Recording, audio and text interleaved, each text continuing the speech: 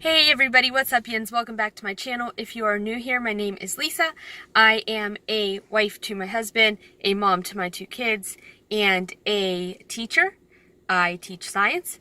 And today I am actually going to talk about my 3 goals for the summer as a teacher, because we all know what people say, oh, a teacher doesn't do anything over summer, they don't actually work. We often have other jobs that still continue past the end of the school year. Now, summer can be a time where I absolutely drive myself crazy trying to pack too much in and really do a number on my mental health, which any teachers out that are watching this, if you find that your mental health is a little bit more hoo-hoo than it typically is, give me a thumbs up, because I'm feeling that way this year. I just think after everything was so difficult and all of the strategizing and planning and more planning and grading and planning and everything that went along with teaching in a pandemic, this summer just is completely different. I am boiling it down to 3 major goals that I have for myself over the summer, and these are pretty broad so that I don't drive myself absolutely crazy. My first and overall goal is to work on my budget. I have been terrible with my budget. I haven't really been paying attention, as you have seen in previous videos if you have been here for some time. I really need a lot of help on my budget, so budgeting is going to be the #1 thing that I get cemented in first. I'm going to get that in place before I start anything else. Number 2 is stuff around the house. So I have several areas of my house that I want to organize. Here, here, here, and all of this. Oh boy. I'm going to spend more time getting those spaces organized than they are right now. They're really kind of on my nerves, if I'm being honest. Okay, I am sorry for the weird angle, but I totally wanted both hands so that I can show you this. My #1 goal this summer is getting my budget in line. Been having trouble. I've talked about this before when I was in my last car payment, and now I'm in my new car payment, and things have just been a mess. So I want to show you the budgeting system that I am using. I am just a mama who is trying to balance all of the things that she needs to and keep a super close eye on my finances. My goal is actually $1 million, but I'll get there someday. I know I will. This is what I actually have started carrying around with me, and my husband was totally laughing at me when I got this thing. If you saw the last video, I kind of joked about having a spending problem. Those were actual words that he said to me, like, you have a spending problem, because I was getting so many things from Amazon with my gift cards. But this was one of the things that I bought, and I consider this a very smart choice, because what it actually holds, and I have to say I love that it holds my cards, because I have a terrible habit of not carrying a purse and always putting like my cash and my cards in my pocket, and then it's like a cup game of like what pair of pants was I wearing when I had the card last. So knowing that it's in here, that I don't really use it, I haven't used it very often at all since I started this, but to know that it's in here and that it's safe is amazing. And then I have all kinds of different categories. So here, this is what I actually use if I have to make a deposit.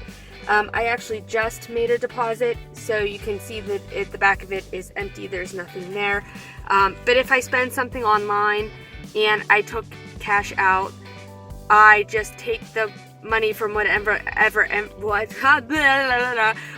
envelope I used it from. So for instance, my daughter wanted a new bathing suit, so I used 20 from her little envelope here, this little pouch, and put it in deposit, and I just actually deposited it into the bank. So bought gas, took the money out, put 20 in, and deposited it back. It just helps me to know and see what I'm actually spending. So here are the categories. These are by no means perfect. I'm still in the process of tweaking all of this.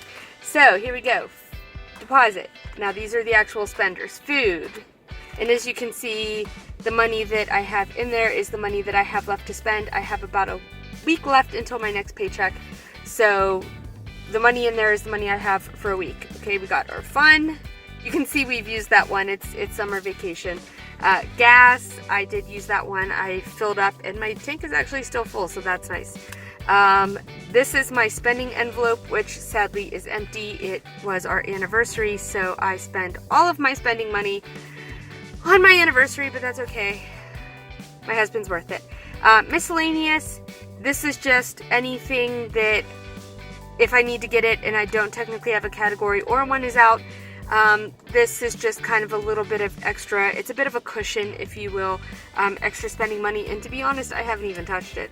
Back to school, these are all ones starting from this point on, are essentially, with the exception of my kids, ones that I need to get. I'm going to get another one of these just to have at home, and these aren't going to be things that I carry around, but for right now, while I only have one, I am.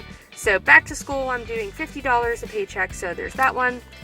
My son, my daughter, our water, that bill really hurts. It's like $160 every quarter. So I started just saving up for it, and this is going to be one that I do not carry with me on a daily basis once I get my second. I'm just waiting on Prime Day because I have a $10 credit. I am totally buying another one of these puppies with my credit that I have from Amazon. So we have that, which is our water. We have our garbage, which also always has a way of sneaking up.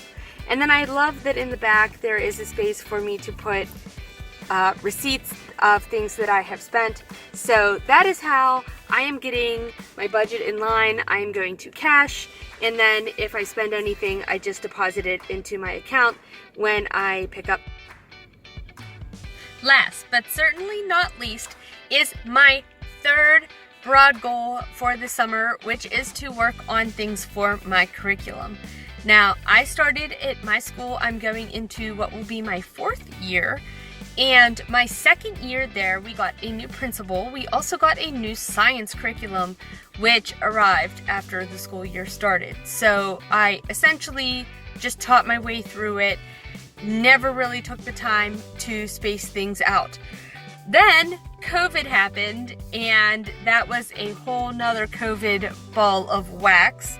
And I just kind of muddled through it because many of the things that I typically do in a classroom, I couldn't because of COVID and social distancing. And yes, we were in person, but the desks were all 3 feet apart and we couldn't exactly do group work. So I had to think outside of the box quite often, do labs that they could do on them by themselves, make sure that I was doing labs that I had enough supplies. I did a lot of stream lessons this year because the materials, I could hand them out to each kid, and every student had their own materials. I really want to spend some time this summer, except not in June. That is my hard rule. No schoolwork in June. I want to take this some time and really get things situated so that when we start back next school year at the end of August, I know exactly what I need to cover and when.